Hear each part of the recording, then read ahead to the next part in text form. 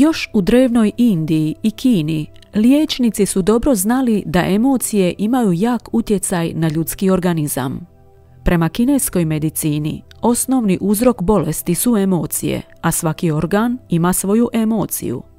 Za pluća se tako vezuje tuga, za jetru bijes, za bubrege strah, a za želudac briga.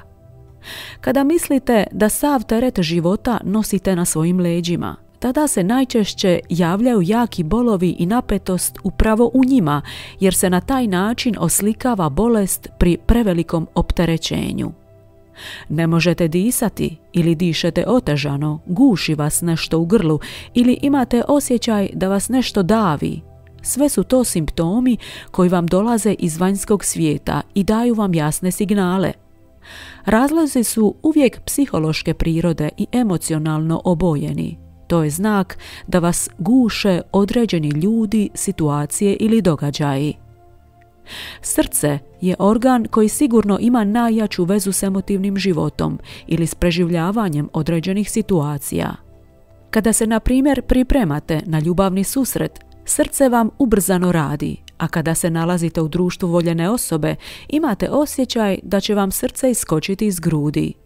Međutim, kada se jako uplašite, srce kao da vam se zaledi ili siđe u pete. Osobe koje su introvertne imaju često velike probleme s probavnim sustavom, a naročito oni koji imaju problem u komunikaciji s okolinom. Kožni dermatološki problemi ukazuju da se osoba ne osjeća dobro u svojoj koži. Često nam različita kožna oboljenja indirektno ukazuju da želimo odbaciti neke ljude ili situaciju u kojoj živimo.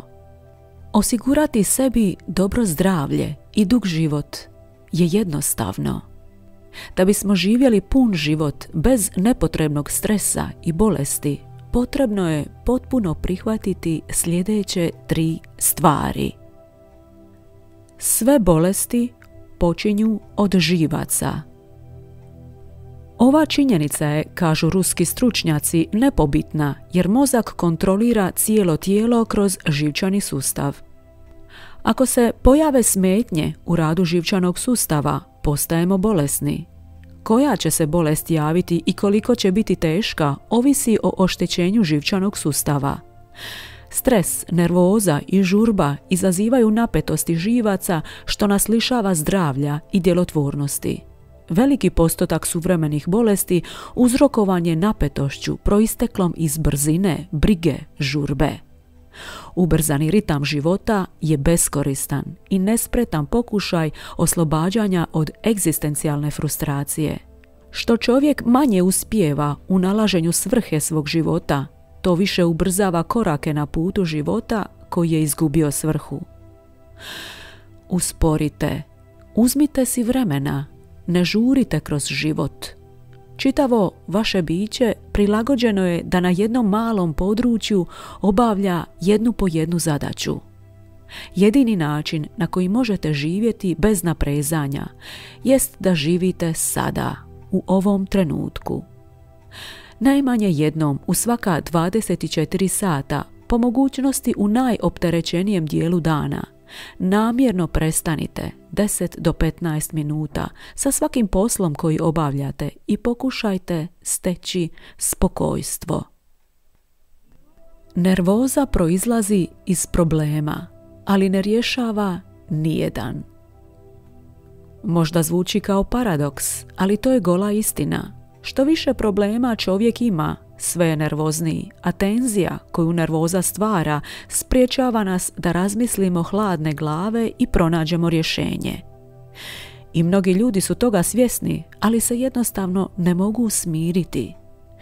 Pojedinci se naravno razlikuju u strategijama suočavanja sa stresom. Kada osoba procijeni da može uspješno ploviti kroz situaciju, ona koristi aktivne, usmjerene strategije rješavanja problema. Za zdravlje je najgore izbjegavanje suočavanja, što dugoročno povećava doživljaj stresa i utječe na razvoj bolesti. Pokušaj izbjegavanja onoga što smatrate negativnim velika je pogreška. Kada ignorirate i bježite od svojih emocija, govorite dijelu sebe: ti si loš, ti si sjena, ne bi trebao biti ovdje.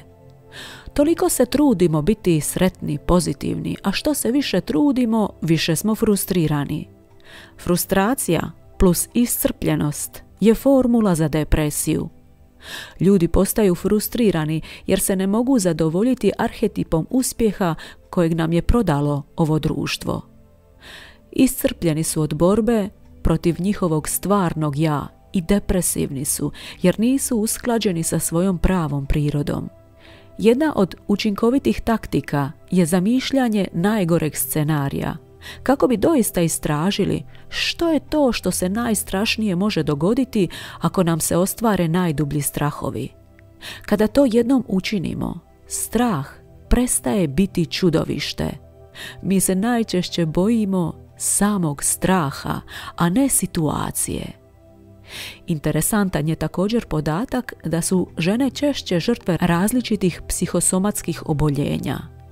Žene su inače sklone vjerovati da su uzroci njihove patnje psihološkog podrijetla ili prirode.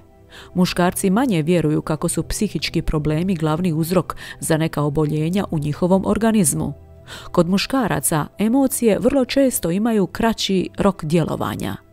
Oni se također i brže, nazovimo to, prazne od emotivnog naboja. Zakon privlačenja postulira da o čemu god da razmišljamo, bez obzira je li to dobro ili loše, mi to privlačimo u svoj život.